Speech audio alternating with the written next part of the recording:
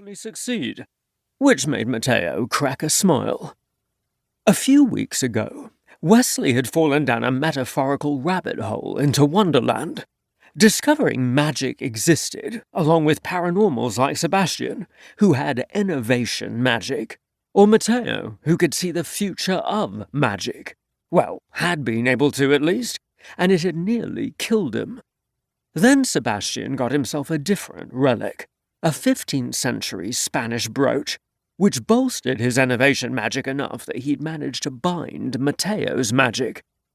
Now Matteo was almost as mundane as Wesley, and he seemed dead chuffed about it. Matteo put out an expectant hand, gaze still glued to the book. Wesley held out the pack, and he helped himself. He was exactly the sort of social smoker Wesley envied, who seemed to be able to take them or leave them, and didn't need to keep them on hand. Meanwhile, Wesley fought all day long to keep his own addiction at bay, and still couldn't stop himself from reaching for cigarettes any time he got antsy. He retrieved the matchbook from his pocket. "We could be in the club at the hotel right now. That would be nicer," Matteo agreed. "You could have bought me a Cuban cigar instead of the cheapest British smokes on the boat." Wesley lit his own cigarette and breathed in vile, low-grade tobacco as he passed the matches to Matteo.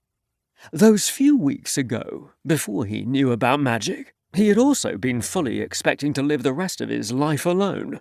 His own brother and parents, years dead.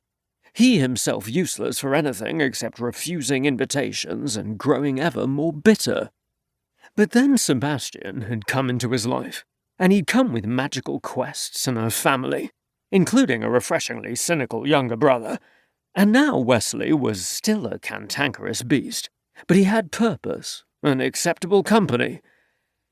Eventually they'd all tire of Wesley, of course, but while it lasted, it was not unwelcome. "I'll buy you a crate of Cuban cigars if you'll make your brother hurry up. Don't you have your own mail to read?" "I read it," said Wesley, "and immediately realized my unforgivable error in telling my footman where I was going, but not instructing him to withhold said information from society. I didn't cross the Atlantic for cards and parties. I have more pressing matters. Or I would, if Sebastian would finish and we could crack on."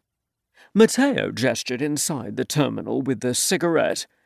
"He's off the phone, but a doll got him." "For fuck's sake." Wesley looked through the window. A pretty flapper had joined Sebastian at the counter with the phone, pointedly displaying her cigarette in a long holder. "Ooh, he's like a polite lamb who naively believes the wolf actually forgot her own matches." Matteo snorted and stuck his own cigarette between his teeth so he could turn a page. "You know Sebi doesn't flirt on purpose." Yes, I know. Not everyone does. A lot of people get mad at him or think he's about to steal their girls. Or their boys. Or their viscounts, apparently. You're a loyal brother, but you don't have to come to his defense with me. What kind of jealous fool do you take me for?" Wesley had never been the possessive type. Jealousy was, after all, a feeling, and he was incapable of those. He'd come to America one time before in an effort to win a lover back, it was true, but that had been about sheer convenience. All those wrecked romantic emotions were the provenance of posturing American hotheads and dramatic French poets, not stoic English viscounts, even if it was perhaps just a bit trying to watch others make a play for one's lover, who remained mind-bogglingly unaware of his own attractiveness. Sebastian looked over, then, to the arch Wesley was haunting, and even at a distance, Wesley could see the slump of his shoulders, a sign of the fatigue that seemed to become more pronounced with each passing day on the ship. But when his gaze fell on Wesley, his handsome face visibly brightened, and what a good thing it was Wesley was incapable of feelings, because the thought of Sebastian being happy to see him came perilously close to causing one.